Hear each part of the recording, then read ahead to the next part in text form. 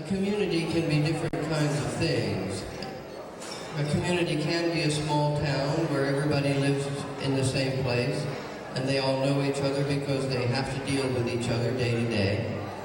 There are other kinds of communities that are special because they hold people together because they have a common culture, common beliefs, and because some people are determined to hold their communities together. Some very special people who know how valuable it is to have a culture, to have a memory and a tradition, and to build a community and rebuild it and hold it together. I'm going to introduce one of the gentlemen who is very key to this community. But Greek television, Greek TV, has played a big part in this community in telling Greeks about other Greeks and what Greeks are doing and reminding you of your traditions, which I almost share with you since I have so many Greek friends. So Greek TV has meant a lot, and it reaches out to Greek people, Greek Americans, everywhere in our community. The one good thing we can do is support Greek TV. The way you do that is you sponsor one of the programs. You sponsor a program on Greek TV. You not only get your message out to other Greeks in your community, you also help to support a mainstay of the community, and that's Greek TV itself. So if any of you businessmen here think of doing some advertising, why don't you include Greek TV in your advertising budget? I want to help you do that. If you want to do that, be a sponsor for Greek TV, please see Mr. Steve Balopoulos, and Steve is right over here. Steve, stand up, will you? Wave or something. He's that very handsome guy there with the silvery hair, and he wants to sign you up to be a sponsor for Greek TV. Now, Greek TV doesn't exist all by itself. It exists because a few people care about it, devote themselves to it, give it long hours and a lot of thought, and keep trying to make it better and better. And indeed, it gets better and better year by year. The main guy who does that today and has done it for many years now, I'm going to bring on, and I hope you can give him the kind of welcome he really deserves. A great man, Dimitri Karapanos. Here he is.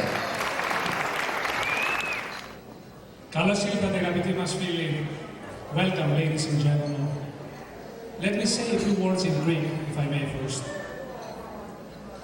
Σήμερα κλείνουμε 18 χρόνια. 18 χρόνια από την ημέρα που ο Λούις ο Βιτάλης άρχισε αυτό το πρόγραμμα, το Grecian Spotlight. Ο Λούις με κάλεσε το 1985 και από τότε συνεχίσαμε να δουλεύουμε μαζί. Θα πω δύο λόγια μόνο για το σκοπό. Ο σκοπός ήταν, είναι και θα είναι διπλός. Πρώτον, η ενημέρωση και η προσπάθεια να κρατηθεί η κοινότητά μας δεμένη, ενωμένη. Ο δεύτερος σκοπός, η ενημέρωση όχι μόνο της ελληνικής παροικίας, αλλά και των Αμερικανών. Γιατί θέλουμε φυσικά και το κάνουμε να δείξουμε σε όλους που βλέπουν το πρόγραμμα την ελληνική μας κουλτούρα, τα ήθη μας, τα έθιμά μας, τα τραγούδια μας, τους χορούς μας, τη φιλοσοφία μας. Ladies and gentlemen, today we are celebrating the 18th year from the conception of this program. Grecian Spotlight was created by a great man, Mr. Louis Vitalis, in 1982.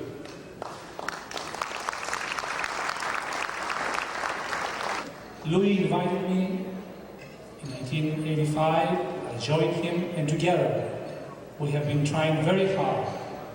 And our goal has been the same then, as it is now, as it is going to be in the future.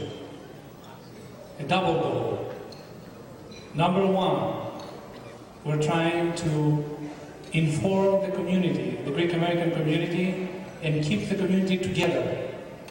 Number two, inform the public, everybody who watches the program, of all nationalities, and sharing with them our treasure, our great culture, our philosophy, our dances, our songs. I want to thank you all for being here. It is thanks to you that the program is on the air every Saturday for the last 18 years. I would like to especially thank our advertisers. They're the ones who, by paying their monthly bills, are keeping the program alive. We have something very special for you tonight. As I told you earlier, as I warned you earlier, you're not going to see anyplace else. And to make a special presentation, we'd like to bring up the artistic director of Greek TV, Mr. Natural. Let's welcome Mr. Natural.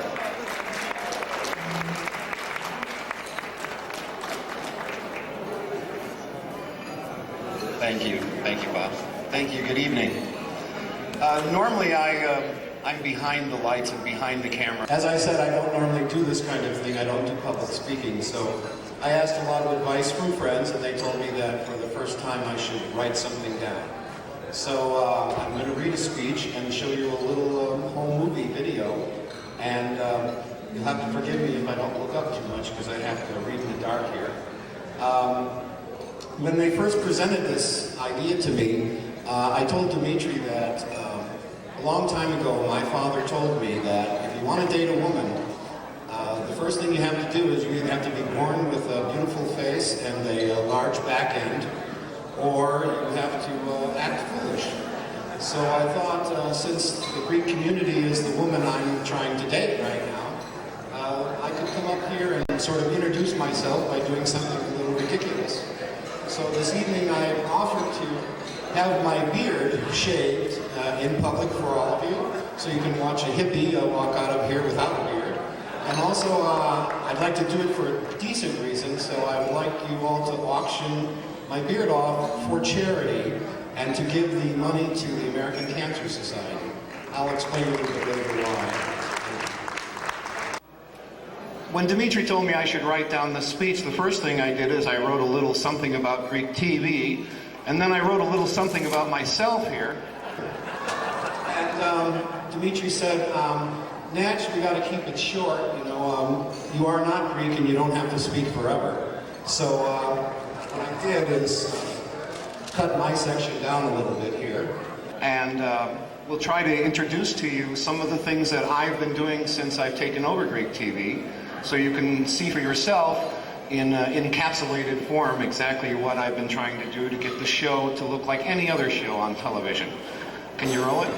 Before I start tonight on and make this ultimate sacrifice to you all, cutting my beard off and go through what I call the Jenny Jones makeover, I'd like to tell you a little bit about myself, who I am, and why I'm doing this first, so you can know something about me. You see, I grew up in Chicago as a man called Roger Green in a very ethnically diverse family during the mid-40s. After my sister Linda and I were born, my father went off to Korea, and I never saw him again. My mother later remarried an Italian gentleman named Joe and bore my brother Robert, and then we began to adopt more and more children. I have a variety of brothers: Ron Hughes, who is black; Emilio Cardona, who is Hispanic; Ed Honda, who is Japanese; and myself, I'm an Irish and German mixture. Even though I grew up in the big city, I have always felt that I've been part of a small, intimate community, because you see, being an American in those days was attending dinners, dances, and picnics as a family, whether it was the VFW, the AFL-CIO, the Shriners, the Masonics, the Kiwanis Club, the Salvation Army, the Elks, the Lions, the Rotary Club, any kind of ethnic celebration, or just the Machinist Union picnic. You see, as an American, we used to all get together and have a lot of fun and celebrate our inter-ethnic familyness. And so even though I'm not Greek, this gathering tonight does remind me of my own background, and it expresses exactly what I feel America used to be about: people getting together in clandestine ways to share their common backgrounds. In 1966, I came to San Francisco for the first time with an AFL-CIO sponsored Vanguard Drum and Bugle Corps. We played in parades all over America. I visited San Francisco right in the middle of the revolution known as the Summer of Love. And I returned back to Chicago in 1968, just in time for the Democratic Convention. And well, right there and then, I decided that I would become a Zen Buddhist monk and move to Japan. At that stage in my life, I shaved my head, wore my beard long, and wear the very robes you see that I'm wearing tonight. Before I relocated to Japan, however, I stopped to visit San Francisco one more time, and well, there was this party going on, and I've been here ever since. I started working back for the Good Times newspaper, and many of the same people worked for Rip-Off Press, which earned its name by scavenging leftover bits of paper from other businesses and then printing our comic books on it. That's where my coworkers and I met the famous Robert Crumb, the now famous cartoonist, whose stories of his characters, after several of the people whom he modified his characters after several of the people that were around him, you know, sort of like Aesop's fables. Soon, people were calling me Mr. Natural because I looked exactly like his character, and the word Natch stuck. Finally, I'd find myself walking down the street, and people would come up to me and say, "You're natural." And I'd say, "Yes, I am." And they'd say, "I knew it, you look just like yourself." I don't know if any of you ever had someone say you look just like yourself, but it happens to me almost every day. So, that's when my coworker, I lost my place. So my physical resemblance to Mr. Natural earned me the name Natch, and in 1970, I officially changed my name to Mr. Natural, and thus, Haight-Ashbury's own Mr. Natural character was developed. I've been working in the community for over 30 years now, and in 1984, I founded Mr. Natural's Electric Classroom. Now, there's this rumor going around that says that I look like a famous metropolitan and that I must actually be Greek. And as you can see, we don't look anything like each other. As a matter of fact, he could be Mr. Natural.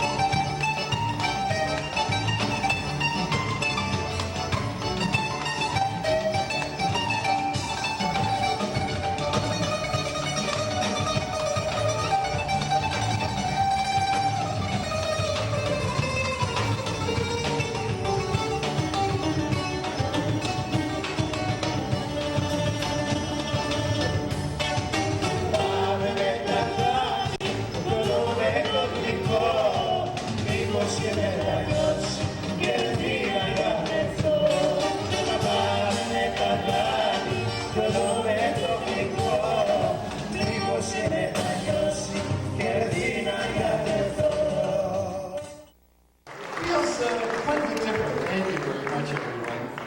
Well, how do you like the new look? Now I don't look like myself anymore, right? Thank you. We have a little presentation. You know, 2 years ago, out of the goodness of her heart, Mrs. Alquist gave me a resolution. Now, I've been working in the Haight-Ashbury for 30 years doing volunteer work. I've never received any pay for anything I've done in the last 30 years. And it wasn't until I started working here with Greek TV that you kind people were nice enough to have a California resolution passed talking about the work I did. And when we were here 2 years ago, you remember she presented me with the resolution, but we didn't have anything to present. So it came in the mail about 2 weeks after that event, and I proudly hung it in my front window, and as people walk by, they stare at it, and they look at it, and they say, "Gee, Mr. Natural, looks like you have a resume now." So, dedication to Mrs. Alquist for her random act of kindness, I wrote a piece of music for her, which I would like to, if you will just look up at the video here, will play. May this song memorialize your kindness to me for all eternity. I'm sure it will live beyond us.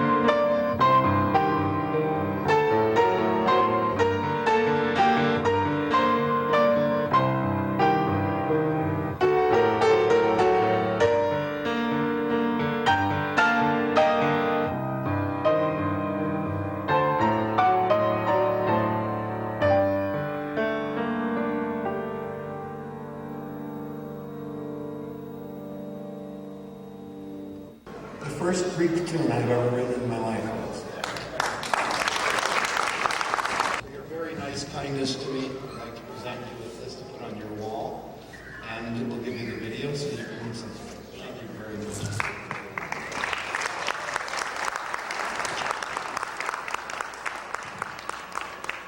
Well, Mr. Natural, Efcharisto Parapoli, thank you very much. My heart is really touched, and it reminds me of something also very dear, and that is, as you know, my family all comes from Greece. And when I was a small child, my parents bought me a very old baby grand. And it took up the whole living room. And my mother saw to it that I had piano lessons and that I played the piano and classical opera every single day, an hour a day for many years. And I still have that very old baby grand in Sacramento. And I see it daily when I'm working in the Capitol. And I think of my family and the love that they gave me. They both have passed on.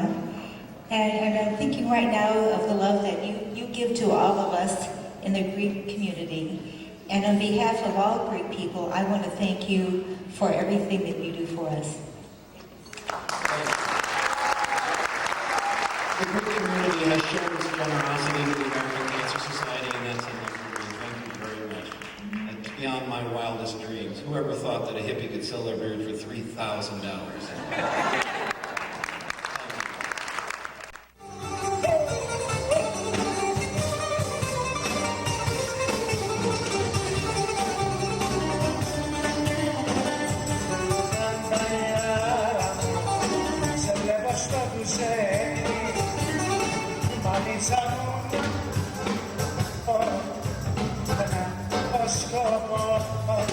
Και μου και στόλισμε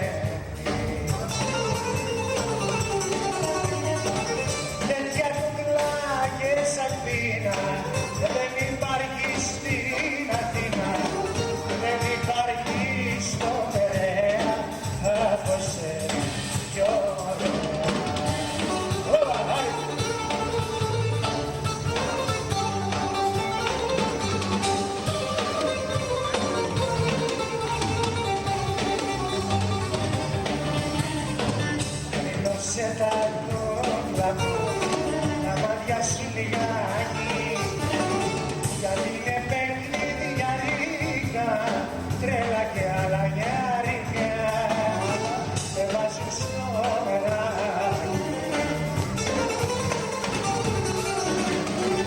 τέτοια κουκλά και τσαπί δεν υπάρχει στην Αθήνα δεν υπάρχει στο Περαία άκουσε πιο ωραία